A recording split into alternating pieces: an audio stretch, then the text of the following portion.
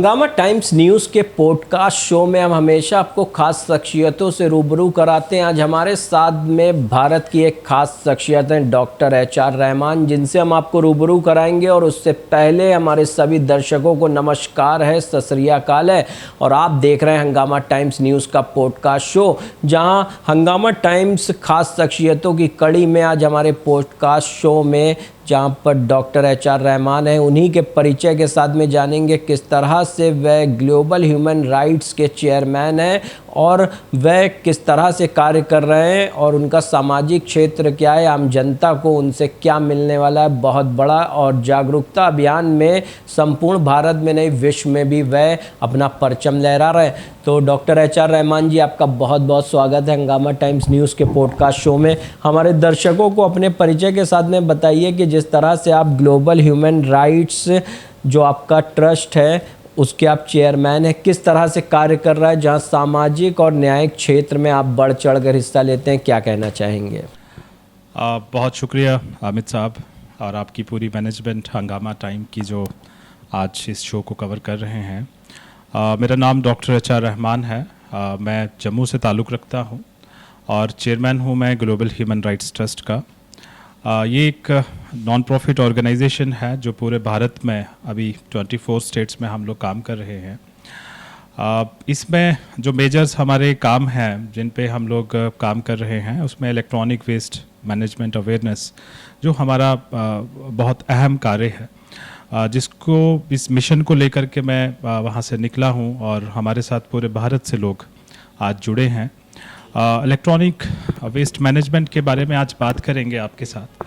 बहुत खुशी हुई कि आप सबसे मिला हूँ जी।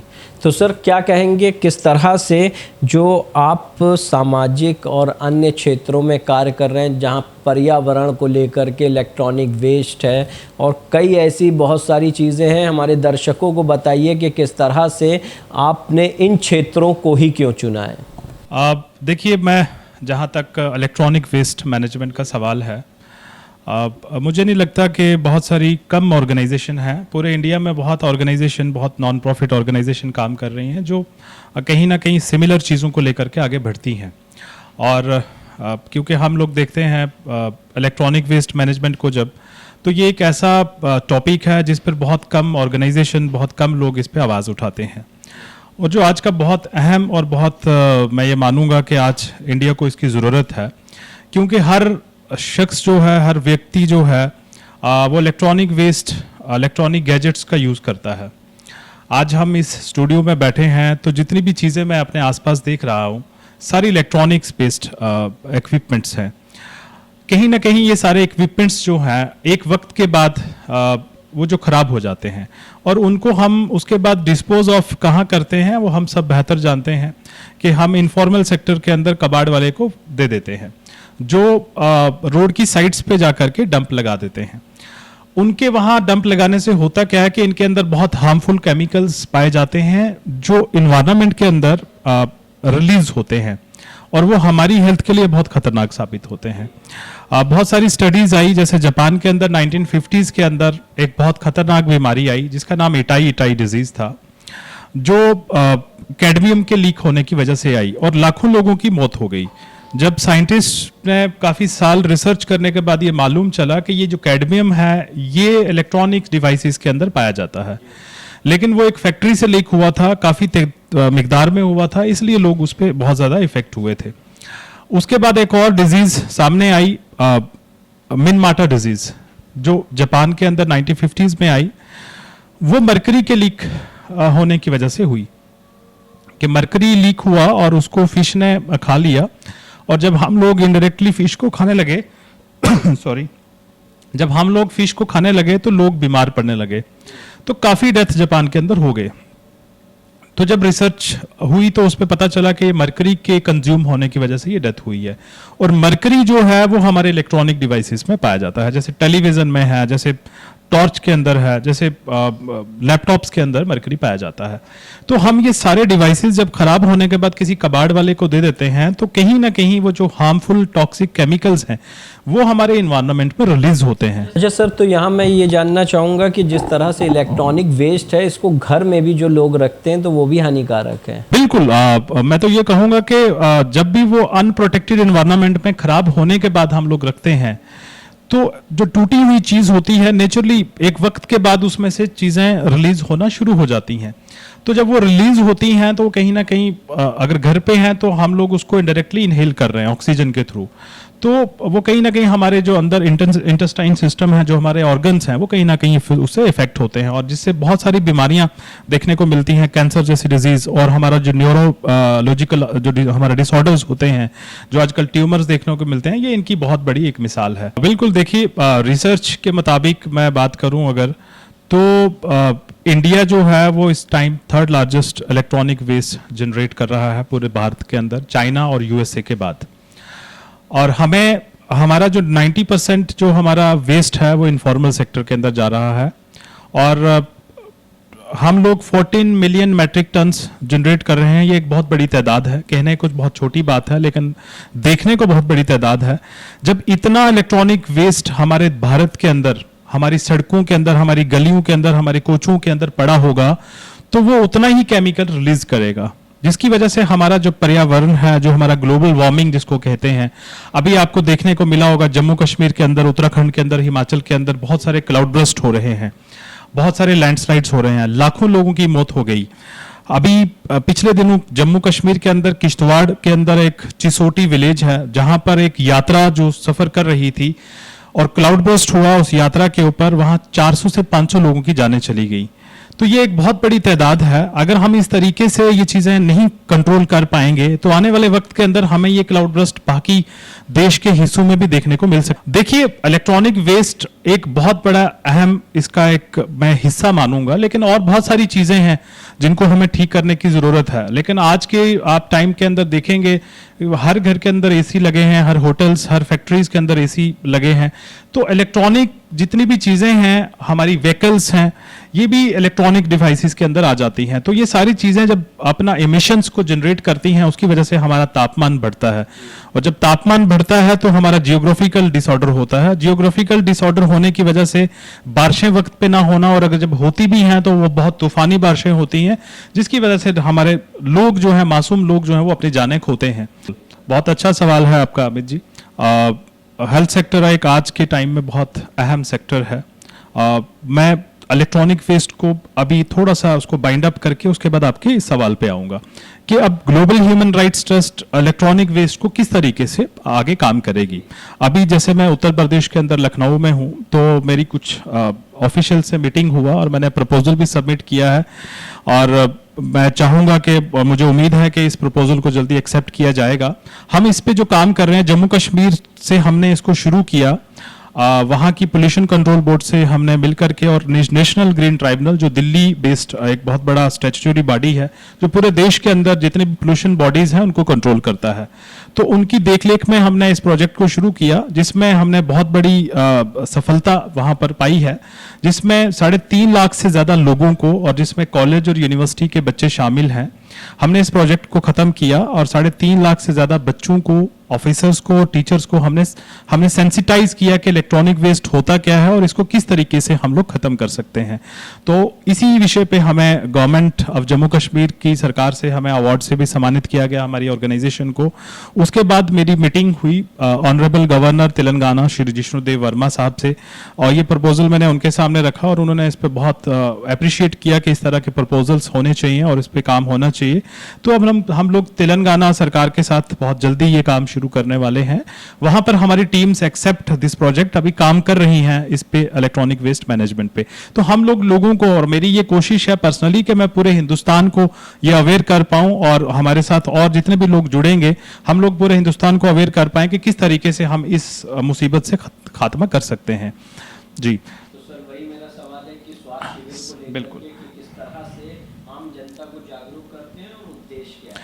हेल्थ सेक्टर में जहाँ तक बात है, हेल्थ सेक्टर में हम लोग कैंप्स करते हैं जिसमें हमारे साथ बहुत सारे लेबोरेटरीज, बहुत सारे डॉक्टर्स, रिनाउंड डॉक्टर्स जुड़े हैं, जिनमें वरिकोस एंड मोर एक कंपनी है, प्राइवेट लिमिटेड कंपनी है, वो हमारे साथ इसमें जुड़ी है। हमारे साथ अतुल्या हेल्थ केयर सेंटर, वो भी एक बहुत बड़ा कंपनी है जो पूरे भारत में काम कर रहा है।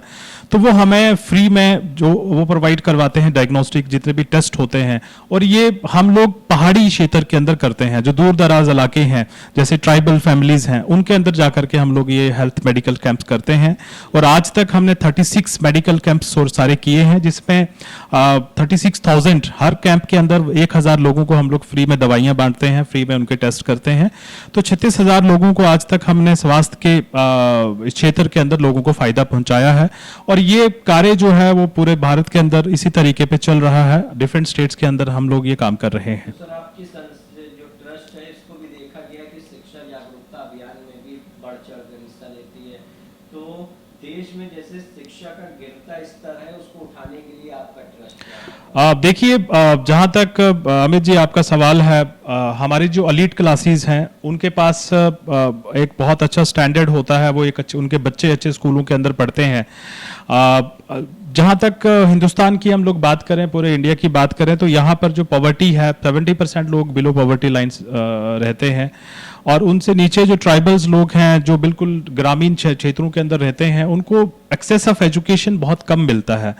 तो हमारी कोशिश ये रहती है कि अभी भी बहुत सारे ऐसे लोग हैं जो ड्रॉप आउट्स हैं, खासकर ट्राइबल फैमिलीज के अंदर। तो हमारी कोशिश है एक तो उनके अंदर अवेयरनेस लाना, क्योंकि वो एजुकेशन की वैल्यू को नहीं समझ सकते कि एजुकेशन हासिल करने के बाद उसका बेनिफिट क्या है। तो हम एक तो अवेयरनेस करवाते हैं कि एजुकेशन क्यों लेनी चाहिए, और दूसरा जो लोग नहीं ले रहे हैं वहां पर हमारे लोग जाकर के उनको एजुकेट करते हैं। ट्राइबल फैमिलीज के अंदर हम लोगों के टीचर्स हैं जो हमने हायर किए हैं, वो जाकर के वहां पर उनको एजुकेट करते हैं। जहां जहां तक हमारी कोशिश, जहां जहां से हमें ये लोगों के रिक्वेस्ट आते हैं, वहां वहां हम लोग टीचर्स को भेज करके उनको एजुकेट करते हैं। आपके ट्रस्ट से किस तरह से लोग संपर्क कर सकते हैं, और कहाँ आपकी ये सुविधाएं जो लोग चाहते हैं, आम जनता देश की, वो कहाँ मिल सकती है? अभी जो आपका ये सवाल है, हम लोग ग्लोबल नेटवर्किंग पे काम कर रहे हैं, जिस उद्देश्य पे हम लोग भारत के डिफरेंट स्टेट्स के अंदर हम लोग कॉन्फ्रेंसेस लेते हैं और समिट्स लेते हैं। उन समिट्स के अंदर जितने भी बड़े बिजनेसमैन हैं इंडिया के जो हमारे साथ जुड़े हैं, उनको हम वहाँ इनवाइट करके वहाँ बुलाते हैं, और वो अपने बिजनेस का परिचय वहाँ देते हैं, और किस तरीके से अपने बिजनेस को इन्हांस किया जा सकता है। और वहाँ के यूथ को स्पेशली हमारी कोशिश ये होती है कि अगर हम किसी स्टेट के अंदर कोई सम्मेलन ले रहे हैं, कोई समिट ले रहे हैं, तो वहाँ भारत के जितने बड़े बिजनेसमैन हैं उनको बुला करके हम लोग यूथ के लिए अपॉर्चुनिटीज क्रिएट करवाते हैं कि आप यूथ को क्या दे सकते हैं। तो नेचरली क्या होता है कि एक बहुत बड़ी कंपनी का अगर एक मालिक आता है तो उसको यूथ की ज़रूरत है, एक पढ़े लिखे यूथ की ज़रूरत है, तो हम अपनी स्टेट से उनको वहाँ पर उनको हायर करवाते हैं, और बहुत सारे नौजवानों को आज की डेट के अंदर हमने रोज़गार में इसमें दिलाए हैं। और हमारी कोशिश है कि हम इसी तरीके से हर साल हम भारत के अलग अलग स्टेट्स के अंदर ये कार्य करें और इस तरह की समिट्स करें, जहां पर हम लोग यूथ को नौकरियां भी दिला सकें, ताकि वो अपने रोजगार, क्योंकि आजकल भारत के अंदर बहुत बेरोजगारी है, यूथ जो है वो बहुत पढ़ा लिखा है लेकिन रोजगार नहीं मिल सकता, तो हम रोजगार के जो अवसर हैं वो उनको दे सकें।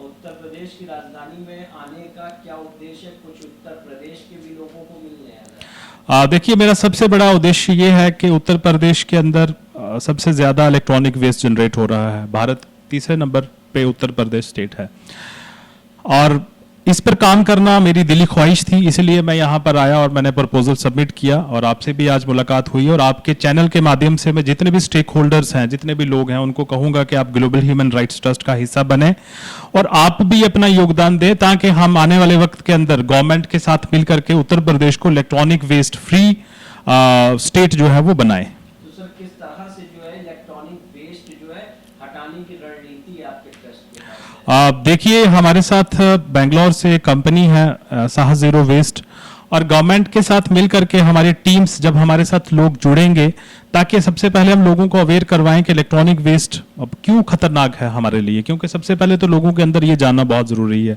जब हम किसी चीज के लिए अवेयर हो जाते हैं तो फिर इंसान और जो लोग हैं वो खुद कोशिश करेंगे इलेक्ट्रॉनिक वेस्ट से इसको खत्म करने की। कोई जैसे कि ये मोबाइल अपने पास हमेशा रखते हैं, बिल्कुल। तो ये भी हमारे लिए क्या खतरनाक है? अभी जब हम इसको रखते हैं तो ये नेचुरली अभी जो इस तरह की कुछ रेजेस हैं जो ये रिलीज करता है तो ये खतरनाक साबित है। आप बहुत सारी स्टडीज हैं कि हम अपने इसको लेफ्ट पॉकेट के अंदर ना रखें क्योंकि ये हार्ट के पास रहता है और जब रेजेस ये जब कैच करता है तो कहीं ना कहीं हमारे हार्ट के लिए बहुत खतरनाक साबित होती हैं। तो इसको इसको ये कहा गया कि अपने नीचे जो पॉकेट है आपके उसमें रखिएगा। अब क्या होता है जब ये फोन जब आपका खराब हो जाता है और इसको हम किसी कबाड़ वाले को दे देते हैं तो वो इसको तोड़ते हैं। जब तोड़ते हैं तो इसके अंदर से कैडमियम और मरकरी और लेड रिलीज जब होते हैं तो वो कहीं ना कहीं हमारे ऑक्सीजन, नेचुरली हम लोग हवा तो ले ही रहे हैं, तो हम लोग जब हवा लेते हैं तो हमारे ऑर्गन्स कहीं ना कहीं से इफेक्ट होते हैं। इसी तरीके से हमारे कंप्यूटर्स हैं, लैपटॉप हैं, जो बड़े बड़े इलेक्ट्रॉनिक डिवाइसेस हैं उसके अंदर ज़्यादा तादाद के अंदर मरकरी होता है, कैडमियम होता है। तो जब वो हम किसी कबाड़ वाले को देते हैं तो वो नेचुरली तोड़ फोड़ के उसको रोड की साइड पे डंप करते हैं। तो कहीं ना कहीं वो जो रिलीज होता है वहां से वो हमारे ऑर्गन्स के लिए बहुत खतरनाक साबित होता है। ये सबको जानने की जरूरत है, सबको पढ़ने की जरूरत है।